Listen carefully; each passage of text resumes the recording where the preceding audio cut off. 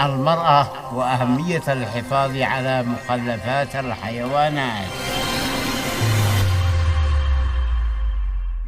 المرأة الجيدة يا أمينة هي التي دائما وباستمرار تحرص على مخلفات الحيوانات، لأنها تعتبر من أفضل أنواع الأسمدة العضوية المفيدة للأرض الزراعية. وأنا يا جابر والحمد لله حريصة أشد الحرص على مخلفات الحيوانات اللي نهتم بتربيتها والعناية بها، لأنني عارفة بأهميتها وفوائدها في تسميد الأرض الزراعية. بعض النسوان يا أمينة كسولات ومهملات وقليلات خبرة ومعرفة سواء بأهمية مخلفات الثروة الحيوانية في تسميد الأرض الزراعية بعد إعدادها الإعداد الجيد في كبين المخلفات الحيوانية للموبنة من أجل الكباء والذي بيستخدمنه في عملية الوقود والسباب التي دائما والسباب الكسال سواء يعني ما عدد مستعدة حطبين سواء ساعة الأولات الجتات الأولات سواء وقد انكسلات وجنب التلفزيون والتلفون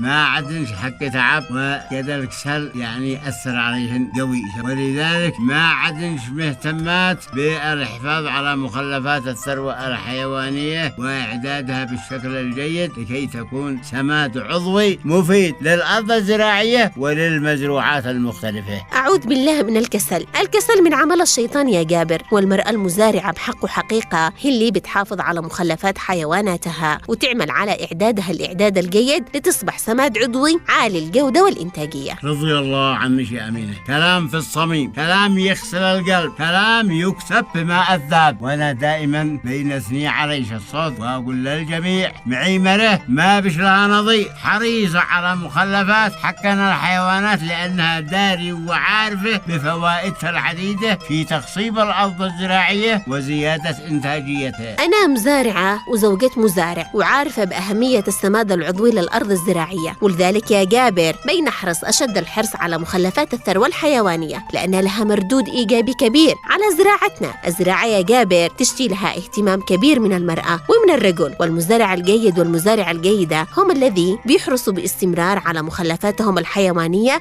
لكونها كما ذكرنا مفيدة بشكل كبير على الأرض الزراعية، وبدون إضافة الأسمدة العضوية للأرض لا يمكن إن احنا نحصل على إنتاج وافر وجيد، وهذا ما ينبغي على الجميع أن يحرصوا عليه، وهذا علمي وسلامة الجميع.